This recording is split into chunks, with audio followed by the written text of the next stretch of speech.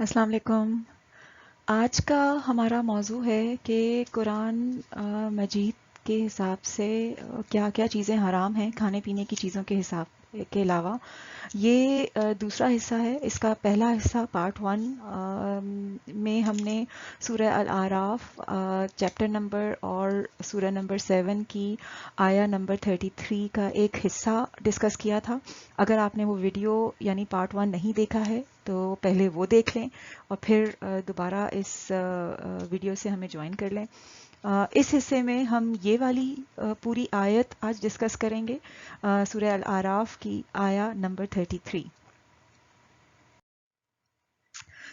इससे पहले कि हम इस आयत के ऊपर बात करें, एक चीज़ का मैं तस्करा मुख्तसरन करती चलूँ कि जो हमने कुछ अरसे पहले अपनी एक वीडियो में डिस्कस किया था कि किसी भी कुरान की आयत को जब आप उठाएं तो उसका सियाक व सबाक देखना बहुत ज़रूरी होता है।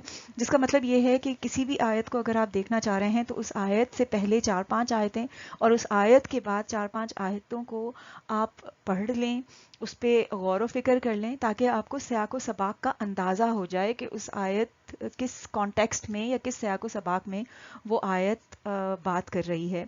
तो इसी तरह से इस आयत का भी मैंने सियाक व सबाक देखा है, लेकिन मैं मिसाल के तौर पे इस वीडियो में सिर्फ एक आयत डिस्कस कर रही होंगी और जो आयत हम डिस्कस कर रहे होंगे सियाक व सबाक के तौर पे वो सूरह अल आराफ की आया नंबर 32 है, यानी 733 से एक आया पहली वाली आयत हम पहले डिस्कस कर रहे होंगे ताकि हमें सियाक व सबाक का अंदाज़ा हो जाए।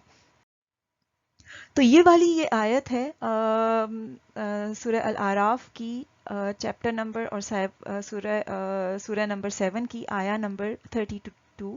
इस आयत को देखने के लिए, समझने के लिए हम इन 3 लफ्ज़ को कुरानिक डिक्शनरी से जाके देखेंगे कि कुरान इन तीनों लफ्ज़ को किस तरह से डिफ़ाइन कर रहा है, इनके क्या माने देता है कुरान।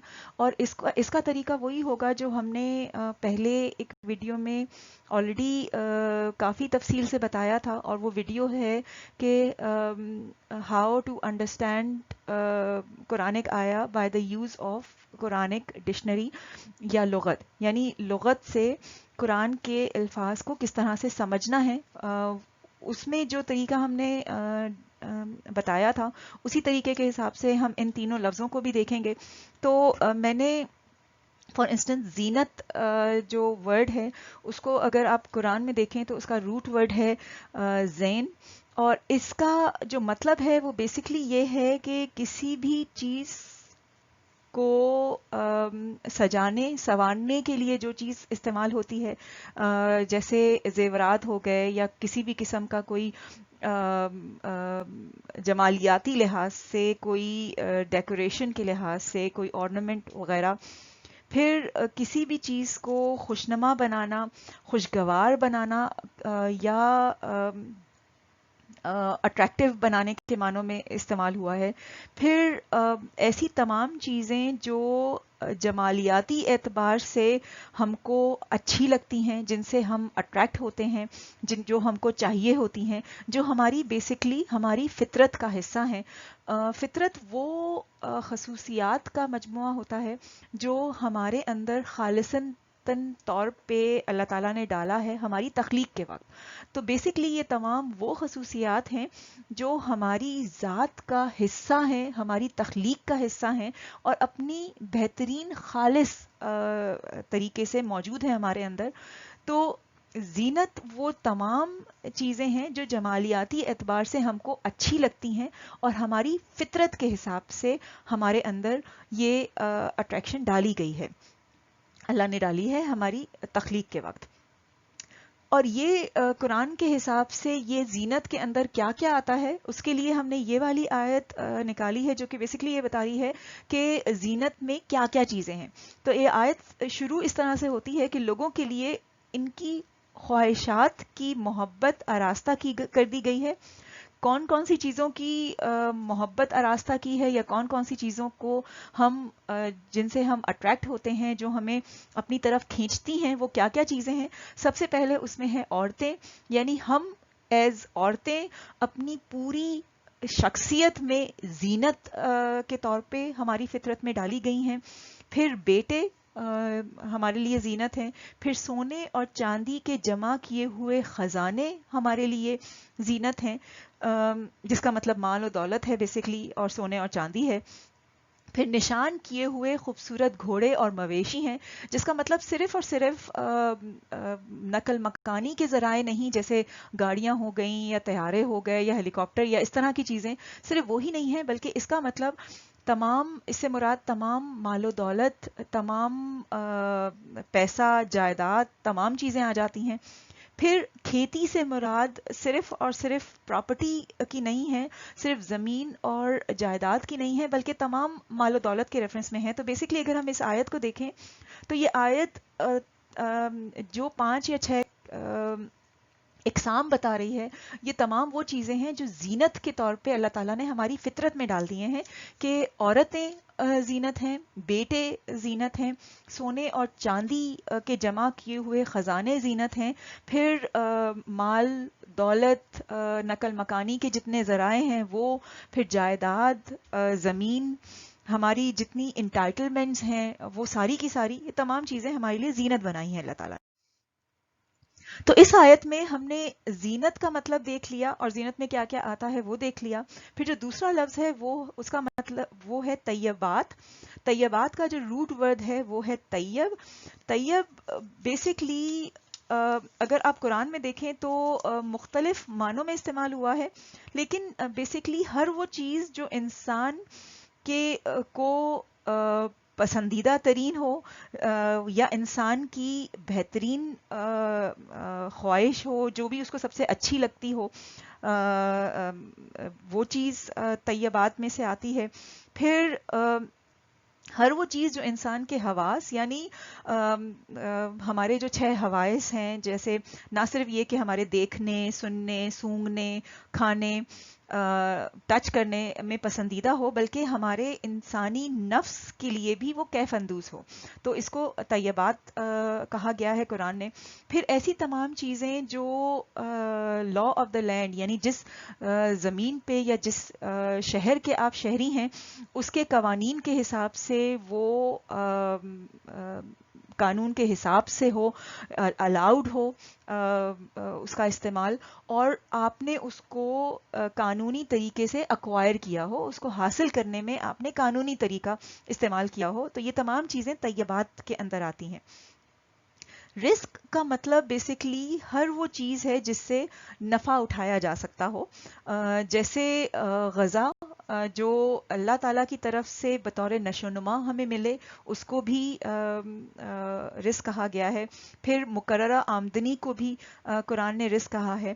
بیسکلی ایسی تمام ذرائع اور اسباب جن کی بنیاد پہ انسانی ذات کی نشو و نما ہو، اور انسانی ذات کی نشو و نما صرف اور صرف فزیکلی نہیں، صرف طب کے لحاظ سے نہیں، بلکہ تمام تر انسانی جسم اور شخصیت کی نشو و نما کی بات ہو رہی ہے یہاں پہ، چاہے وہ سائیکولوجیکلی ہو، چاہے وہ نفسیاتی ہو، چاہے وہ فزیکلی ہو، چاہے وہ اسپرچولی ہو، چاہے وہ فائنینشلی ہو، مالی اعتبار سے ہو. ہر لحاظ سے انسانی ذات اور جسم کی نشو و نما کے تمام ذرائع اور اسباب رزق کے اندر کلاسیفائی کیے ہیں قرآن نے. تو اگر ہم اس آیت کو دیکھیں سیاق و سباق کا اندازہ کرنے کے لیے، تو یہ آیت بیسکلی یہ کہتی ہے کہ فرما دیجئے اللہ کی اس زینت کو کس نے حرام کیا ہے، جس نے اسے اپنے بندوں کے لیے پیدا فرمائی ہے، اور طیبات من رزق کو. بیسکلی ایسی تمام زینت اور طیبات اللہ نے بنائی ہیں، اور اللہ نے رزق کے طور پہ بنائی ہیں، اور فرما دیجئے یہ اہل ایمان کی دنیا کی زندگی میں ہیں، اور قیامت کے دن بالخصوص ہوں گی. تو بیسکلی یہ آیت یہ کہہ رہی ہے کہ طیبات اور زینت بیسکلی اللہ کی طرف سے بنائے گئے چیزیں ہیں، اور یہ کس لیے ہیں؟ رزق کے طور پہ ہیں. اور کن کے لیے ہیں؟ ایمان والوں کے لیے ہیں، اس دنیا میں بھی اور آخرت میں تو بالخصوص ان کے لیے ہوں گی، کیونکہ آخرت میں تو یہ تمام چیزیں ان کے لیے مخصوص کر دی جائیں گی، لیکن اس دنیا میں بھی یہ اللہ نے ایمان والوں کے لیے بنائی ہیں، زینت بھی اور طیبات بھی. اور کس لیے بنائی ہے؟ رزق کے طور پہ، ان کی شخصیت، ان کی جسم کی تعمیر، ان کی نشو و نما کے لیے اللہ نے یہ چیزیں بنائی ہیں. اب ہم آتے ہیں آیت سورہ الاعراف کی آیا نمبر 33 کے اوپر. اس آیا کا ہم ایک حصہ پارٹ 1 میں آلریڈی ڈسکس کر چکے ہیں، جو کہ والبغی بغیر الحق تھا. آج ہم جن ورڈز کو قرآنک ڈکشنری میں سے نکال کے لائے ہیں وہ یہ 2 ورڈ ہیں. جیسے اگر آپ سب سے پہلا ورڈ دیکھیں فواحش، فواحش کا روٹ ورڈ ہے فحش. فحش کو اگر آپ قرآن میں دیکھیں تو قرآن میں فحش کو ڈفرینٹ معنوں میں استعمال کیا گیا ہے. اس کا مطلب ہے حدوں سے تجاوز کرنا، زیادتی کر بیٹھنا، بیسکلی ذلیل اور شرمناک حرکتوں کو کہا گیا ہے. پھر فحش کا مطلب عدل کے مقابلے میں بھی آیا ہے، جس کا مطلب ہے غیر انصاف کرنا، غیر عدل کے خلاف جانا، بیلنس کے خلاف جانا، زیادتی کر جانا. پھر عدل فحش کا مطلب کانتا کے مقابلے میں بھی آیا ہے. کانتت بیسکلی جو مطلب ہے قرآن میں، اس کا مطلب یہ ہے کہ اپنی صلاحیتوں اور اپنی خوبیوں کو اللہ کے قانون کے دائرے کے اندر رہتے رہتے استعمال کرنا.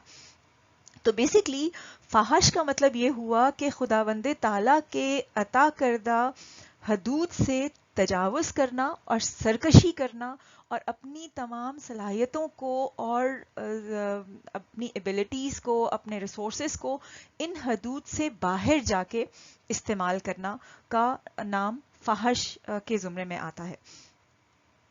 یہ جو ورڈ ہے الاسما، اس کا روٹ ورڈ ہے اسم. اسم بیسکلی کہتے ہیں ایسے، اس کا جو بنیادی معنی ہے وہ آتا ہے افسردگی کے معنوں میں، توانائی کے کم ہو جانے کے معنوں میں، بیسکلی شکستگی کے معنوں میں آیا ہے قرآن میں. بیسکلی اس کا مطلب ایسے تمام اعمال ہیں جن سے انسانی ذات کی جتنی بھی خصوصیات ہیں وہ تباہ و برباد ہوں، یا انسانی ذات میں درد و تکلیف کا باعث بنے، یا تباہی اور بربادی واقعہ ہوں جن کی وجہ سے ان کو اسم کہا گیا ہے قرآن نے. پھر ایسی مال و دولت جس کا جو آپ کو بغیر کسی محنت کیے ہوئے حاصل ہو جائے، اس کو بھی اسم کہا ہے، اس کو بھی جرم کے معنوں میں استعمال کیا ہے اللہ نے. ایسی تمام مال و دولت، ایسی تمام آسائش، ایسی تمام جائیداد جو آپ کو بغیر کسی محنت کیے ہوئے، بغیر کسی محنت سے حاصل ہو جائے، وہ اللہ نے جرم کے معنوں میں، اسم کے معنوں میں قرآن میں استعمال کیا ہے اس کا مطلب.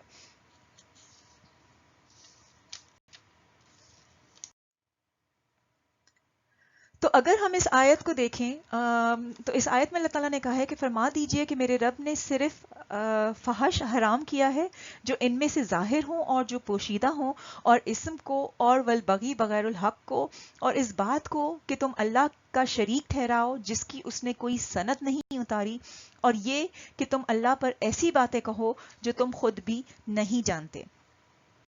تو اگر ہم اس آیت کو ڈیٹیل میں ڈسکس کریں تو سب سے پہلے اگر ہم دیکھیں تو اللہ نے فحش تمام ایسے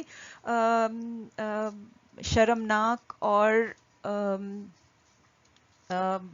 تمام ایسے شرمناک اور ناپسندیدہ کام منع کیے ہیں جو چاہے وہ ظاہر میں ہوں چاہے چھپے میں ہوں، جن میں آپ اللہ تعالیٰ کے بنائے ہوئے قوانین خداوندی کے دائرہ اختیار سے باہر جا کے آپ اپنی صلاحیتوں کا استعمال کر رہے ہیں. اس کی مثال میں اس طرح سے دے سکتی ہوں کہ مثال کے طور پہ آپ مثال کے طور پہ کسی کو اللہ تعالیٰ نے بہت خوبصورت آواز سے نوازا ہے، اور اگر وہ اس آواز کا استعمال کوئی فحش گانے گا کے کر رہا ہے، یا کوئی غیر مناسب گانے گا رہا ہے، تو بیسکلی وہ فحش کے کاموں میں ملوث ہو رہا ہے. یا دوسری مثال اس کی یہ بھی ہو سکتی ہے کہ اللہ نے کسی کو بہت اچھی عقل دی ہے، بہت ذہین ہے کوئی، لیکن وہ اپنی ذہانت کا استعمال ڈاکہ ڈالنے میں کرتا ہے، یا کوئی ایسے کام کرتا ہے جو کہ امورل یا ناپسندیدہ حدود میں جا رہے ہوں، یا اللہ کے قوانین کی حدود سے باہر نکل کے وہ اپنی ان صلاحیتوں کو استعمال کر رہا ہو، تو بیسکلی وہ فحش کے زمرے میں آتا ہے. کسی کے ساتھ زیادتی کرنا، کسی کے ساتھ ظلم کرنا بھی فحش کے معنوں میں استعمال ہوا ہے قرآن میں. پھر زنا کے کا مرتکب ہونا، وہ بھی فحش کے معنوں میں اللہ نے استعمال کیا ہے. تو یہ تمام کام حرام کی مد میں اللہ تعالیٰ نے ڈالے ہیں.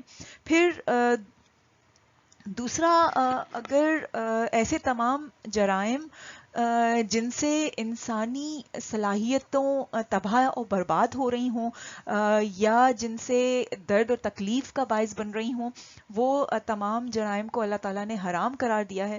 اس کی مثال میں اس طرح سے بھی دے سکتی ہوں کہ کوئی شخص منشیات لے کے کونے پہ پڑا رہے، تو وہ ہو سکتا ہے کسی اور کو نقصان نہ پہنچا رہا ہو، لیکن اس کی خود کی جتنی بھی صلاحیتیں ہیں وہ تباہ و برباد ہو رہی ہیں. تو اسی لیے اس شخص کا یہ اقدام بیسکلی اسم کے زمرے میں آتا ہے، جرم کے زمرے میں آتا ہے ایز پر قرآن. اسی طرح سے خودکشی کرنا، یا کوئی ایسا کام کرنا جس سے آپ اپنی ذات کو نقصان پہنچا رہے ہوں، وہ بھی جرم کے زمرے میں آتا ہے. یا کسی اور ذات کو نقصان پہنچا رہے ہوں، یا کسی کے خلاف بھی کوئی ایسا کام کر رہے ہوں جس سے انسانی صلاحیتیں تباہ ہو رہی ہوں، یا درد و تکلیف کا آپ باعث بن رہے ہوں، تو وہ بھی آتا ہے. پلس اس طرح کی تمام دولت جو بغیر کسی محنت کیے ہوئے آپ حاصل کر رہے ہوں، تو وہ بھی جرم کے زمرے میں آتا ہے اور وہ حرام قرار دیا ہے. جیسے اگر کوئی جوا کھیل رہا ہے تو اس سے حاصل کی ہوئی دولت اور مال حرام ہے، کیونکہ آپ نے اس کے لیے کوئی محنت نہیں کی، کوئی مشقت نہیں کی، تو بیسکلی وہ اللہ نے حرام قرار دیا ہے. پھر اللہ کے ساتھ کسی کو شرک ٹھہرانا جس کی اللہ نے کوئی سنت نازل نہیں کی ہو، حرام ہے. شرک کرنا اگر آپ بظاہر کے طور پہ دیکھیں تو بہت ظاہر سی بات ہے، ہر مسلمان کو یہ پتہ ہے. لیکن اگر میں اس کو اس طرح سے ایکسپلین کروں کہ قرآن میں ایک بہت واضح آیت آئی ہے کہ زیادہ تر لوگ، اکثر کا لفظ استعمال کیا ہے اس آیت میں، کہ اکثر لوگ اللہ پہ ایمان لاتے ہیں مگر ساتھ میں وہ کسی اور کو اللہ کے ساتھ شرک قرار دے دیتے ہیں. تو بیسکلی اس کا مطلب یہ ہے کہ اکثر لوگ اللہ پہ تو ایمان لاتے ہیں، لیکن ساتھ میں دانستہ طور پہ بغیر ریئلائز کیے ہوئے اللہ کے ساتھ کسی اور کو شرک قرار دے دیتے ہیں، اللہ کے ساتھ کسی اور کو کھڑا کر دیتے ہیں. اور اس کے لیے میں سورہ فاتحہ جو ہم ہر نماز میں پڑھتے ہیں دن میں 50 مرتبہ، اور اس سورہ فاتحہ میں ہم اللہ تعالیٰ سے بیسکلی ایک دعا کر رہے ہوتے ہیں، ایک کمٹمنٹ کر رہے ہوتے ہیں. اور وہ کمٹمنٹ کیا ہوتی ہے کہ تمام حمد اللہ کے لیے ہے جو تمام جہانوں کا رب ہے، ہم جو رحمان ہے اور رحیم ہے اور مالک یوم الدین ہے، ہم تیری ہی عبادت کرتے ہیں اور تجھ سے ہی مدد مانگتے ہیں.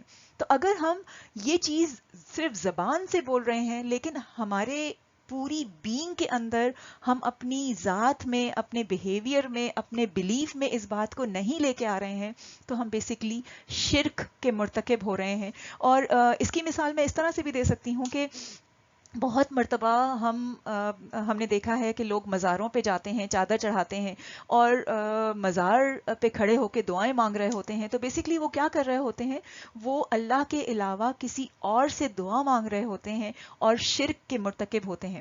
اسی طرح سے اگر ہم نماز میں یہ کہتے ہیں کہ ہم تجھ سے ہی مدد مانگتے ہیں، اگر ہم اللہ کے علاوہ کسی اور کے اوپر رلائے کرتے ہیں یا کسی اور سے مدد مانگتے ہیں، تو ہم بیسیکلی شرک کے مرتکب ہوتے ہیں اور اللہ تعالیٰ نے یہ حرام قرار دیا ہے.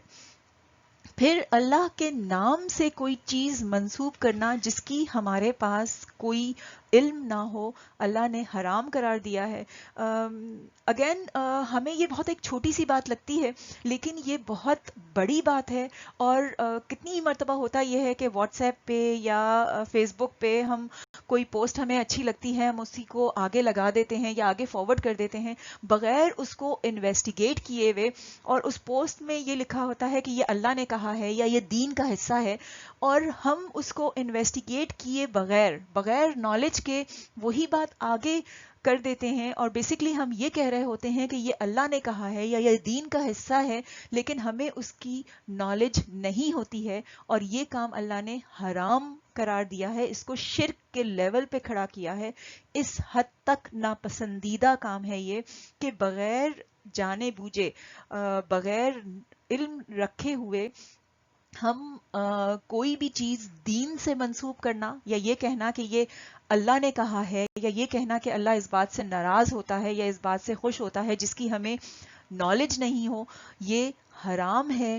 سب سے پہلے آپ کے پاس کوئی بھی اس طرح کا میسج آئے جو یہ کہے کہ یہ دین کا حصہ ہے یا یہ اللہ نے کہا ہے یا اللہ اس بات سے ناراض ہوتا ہے یا اللہ اس بات سے خوش ہوتا ہے، تو ہم بیسیکلی کیا کر رہے ہیں؟ اللہ کے نام سے کوئی چیز منسوب کر رہے ہیں. تو سب سے پہلے ہمیں یہ کرنا چاہیے کہ ہمیں اس کو انویسٹیگیٹ کرنا چاہیے، اپنی نالج پوری کرنی چاہیے کہ کیا یہ اللہ نے کہا بھی ہے، کیا یہ چیز دین کا حصہ ہے بھی کہ نہیں ہے. اور جب تک ہم یہ انویسٹیگیٹ نہیں کر لیں، جب تک ہم اپنی یہ نالج پوری نہ کر لیں، ہم اس میسج کو آگے نہیں بڑھا سکتے، ہم اس پوسٹ کو آگے نہیں بول سکتے، ہم اس بات پہ بلیو بھی نہیں کر سکتے. بیکاز اگر ہم یہ کر رہے ہوں گے تو ہم حرام چیز کے مرتکب ہو رہے ہوں گے، اور یہ اتنی ہی ناپسندیدہ ہے جتنی اللہ کے ساتھ شرک کرنا یا مشرک کی جو حرکت ہے وہ کرنا. اور ایک چھوٹی سی بات بالکل جو مجھے ابھی بھی خیال آئی کہ مشرک وہ ہوتا ہے جو اپنے آپ کو مسلمان کہتا ہے.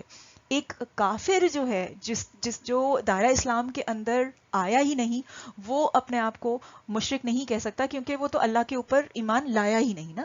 جب کوئی اللہ کے اوپر ایمان لایا ہے، جو اہل کتاب کے لوگ ہیں وہی شرک میں مبتلا ہو سکتے ہیں.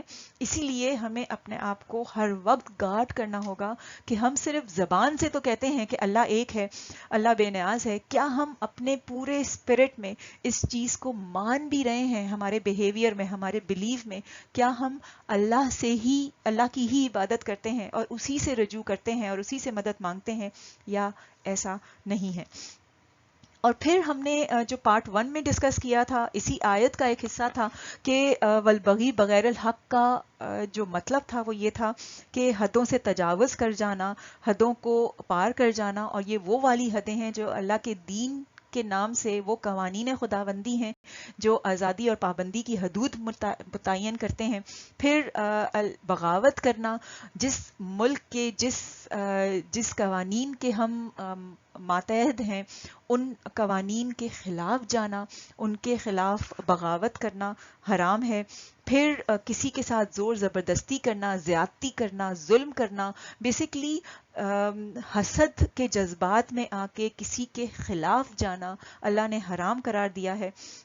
پھر حق کو ناحق کرنا اللہ نے حرام قرار دیا ہے. حق کو اگر آپ سچائی کے طور پہ لیں تو سچائی کو چھپانا، سچائی میں کوئی کمی بیشی کرنا، کوئی رد و بدل کرنا، اس کو بدل دینا جھوٹ سے، یہ تمام چیزیں حرام کے زمرے میں آئی ہیں. پھر کسی کا اس کا ڈیو رائٹ اس کو نہ دینا، جو کہ عدل و انصاف کے پیمانے پہ اس کا ڈیو رائٹ بنتا ہے، حرام کی مد میں آیا ہے. پھر اپنے جتنے فرائض ہیں، جو ہمارے ڈیفرنٹ رولز ہیں، ان کے حساب سے جو ہم پہ لاگو ہوتے ہیں، ان فرائض میں سے کوئی بھی فرض ادا نہ کرنا حرام کے زمرے میں آیا ہے. پھر حق کو اگر آپ باطل کے خلاف دیکھیں تو حق کو کی راہ میں رکاوٹ ڈالنا، اس کو سپورٹ نہیں کرنا، اس کی مدد نہ کرنا یا اس کے خلاف جانا، ایسی تمام قوتوں کے خلاف جو حق ہیں اللہ نے حرام قرار دیا۔ تو آج ہم نے بیسکلی یہ دیکھا کہ کسی بھی آیت کا سیاق و سباق جاننا کس حد تک ضروری ہے، اور اس کو دیکھنے کے لیے ہم نے صرف ایک آیت کو آج ڈسکس کیا، جو کہ سورہ الاعراف کی آیت نمبر 32 ہے۔ ایک آیت، پہلے والی آیت کو ہم نے دیکھا، اور اس آیت سے ہم نے یہ دیکھا کہ زینت اور طیبات قرآن کے حساب سے کیا معنی ہیں اس کے۔ زینت تمام وہ چیزیں ہیں جو ہم کو خوشنما اور خوشگوار لگتی ہیں، نہ صرف یہ کہ ہمارے تمام حصوں کے حساب سے جو ہمارے حص ہیں، چاہے دیکھنے کے ہوں، چاہے سونگنے کے ہوں، چاہے کھانے کے ہوں، بلکہ ہماری نفس کو جو خوشنما اور خوشگوار لگتی ہیں۔ یہ تمام زینت کی چیزیں وہ ہیں جو اللہ نے قرآن میں بتائی ہیں، جو کہ 5 ہیں، جن میں عورتیں ہیں، بچے ہیں، بیٹے ہیں بیسکلی، پھر سونے اور چاندی کے خزانے ہیں، پھر گھوڑے اور مویشی کی بات ہوئی، جس کا مطلب مال و دولت، طاقت کے ریفرنس میں اللہ نے بتایا ہے، مراد یہی ہے۔ پھر کھیتی کی بات ہوئی، جس کا مطلب جائیداد ہے، پراپرٹی ہے، زمین ہے۔ تو بیسکلی یہ تمام چیزیں وہ ہیں جو زینت کے زمرے میں اللہ نے بتائی ہیں اور ہماری فطرت کا حصہ ہیں۔ طیبات سے مراد وہ تمام چیزیں ہیں جو ہم کو پسندیدہ ہیں، جو ہمارے لیے بہترین ہیں، جو ہمیں اچھی لگتی ہیں، اور وہ جو ہماری فطرت کے حساب سے ہمیں خوشگوار معلوم ہوتی ہیں۔ اور طیبات میں وہ تمام چیزیں بھی آ جاتی ہیں جو قانون کے حساب سے صحیح ہیں اور قانونی طریقے کے حساب سے ہم نے ان کو حاصل کیا ہو، وہ تمام طیبات ہیں۔ ہم نے اس آیت میں یہ دیکھا کہ یہ طیبات اور زینت اللہ نے رزق کے طور پہ بنائی ہیں، اور رزق کا مطلب وہ تمام سامان و اسباب ہیں جو ہماری ذات اور ہماری شخصیت کی نشو و نما کے لیے اللہ تعالیٰ نے بنائی ہیں، اور جن سے ہماری نشو و نما اور تربیت ہوتی ہے۔ اور طیبات اور زینت رزق کے طور پہ اللہ تعالیٰ نے ہمارے لیے بنائی ہیں اور ہماری فطرت میں ڈالی ہیں۔ اور قرآن میں یہ ہے کہ یہ ایمان والوں کے لیے ہیں، نہ صرف یہ کہ اس دنیا میں ہیں ایمان والوں کے لیے، بلکہ آخرت میں تو صرف اور صرف ایمان والوں کے لیے ہیں، ایکسکلوزیولی ہیں، ان کے لیے مخصوص ان کے لیے کر دی جائیں گی۔ پھر جو سورہ الاعراف کی 33 میں جو حصہ ہم پارٹ 1 میں آلریڈی ڈسکس کر چکے ہیں، وہ والبغی بغیر الحق ہے، جس میں ہم نے ڈسکس کیا کہ حدوں سے تجاوز کرنا حرام ہے، بغاوت کرنا، قوانین کے خلاف جانا حرام ہے، پھر کسی کے ساتھ زور زبردستی زیادتی کرنا، ظلم کرنا، حسد کے جذبات کے اندر آ کے کسی کے خلاف جانا حرام ہے، حق اگر سچائی کے طور پہ لیا جائے تو حق کو چھپانا، اس میں کوئی تبدیلی کرنا، کوئی رد و بدل کرنا، کوئی بدل دینا، اس کو حرام ہے۔ پھر کسی کا ڈیو رائٹ جو اس پہ بنتا ہے عدل و انصاف کے پیمانے کے حساب سے، وہ اس کو نہ دینا حرام ہے۔ پھر اپنے جتنے فرائض ہیں، جتنے بھی ہمارے رولز ہیں، ان کو نہ پورا کرنا حرام ہے۔ پھر باطل کے خلاف جو حق کام کر رہا ہے اس کو سپورٹ نہ کرنا، اس کی مدد نہ کرنا، اس کو اپوز کرنا، اس کے راہ میں رکاوٹ ڈالنا حرام ہے۔ پھر آج جو ہم نے ڈسکس کیا وہ یہ ڈسکس کیا کہ فحش کے تمام حرکتیں حرام کے زمرے میں آئی ہیں، چاہے وہ کھلے میں ہو، چاہے چھپی ہوئی ہوں، وہ تمام حرام ہیں۔ پھر جرائم تمام قسم کے جن سے انسانی صلاحیتیں تباہ و برباد ہوتی ہیں، جن سے درد و پریشانی لاگو ہوتی ہے، یا جن سے تباہ و بربادی ہوتی ہے، وہ جرائم تمام حرام قرار دیے ہیں اللہ تعالیٰ نے۔ پھر ایسی تمام دولت، آسائش، مال و دولت حاصل کرنا حرام کے زمرے میں ہے، جس کے لیے آپ نے محنت نہ کی ہو، جس کے لیے محنت کے بغیر آپ کو حاصل ہو گئی ہو وہ تمام حرام ہے. پھر اللہ کے ساتھ شرک کرنا حرام قرار دیا ہے، یا اللہ کے ساتھ کوئی بھی چیز منسوب کرنا، اللہ کے دین کے ساتھ یا اللہ کے ساتھ کسی بھی چیز کو منسوب کرنا جس کی آپ کو نالج نہ ہو، جس کا آپ کو علم نہ ہو، حرام کے زمرے میں آیا ہے. تو آج ہم نے ایک آیت کو پورا کمپلیٹ کیا جو کہ سورہ الاعراف کی آیا نمبر 33 تھی. اگلی دو آیتیں ہم اگلے ویڈیو میں ڈسکس کریں گے، اور وہ آیت ہے سورہ نمبر یا چیپٹر نمبر 16 کی آیا نمبر 90، یا سورہ نمبر اور چیپٹر نمبر 6 کی آیا نمبر 151. بہت بہت شکریہ اس ویڈیو کو سننے کا. اگلی ویڈیو تک کے لیے اپنا خیال رکھیے گا. جزاک اللہ خیر. اللہ حافظ.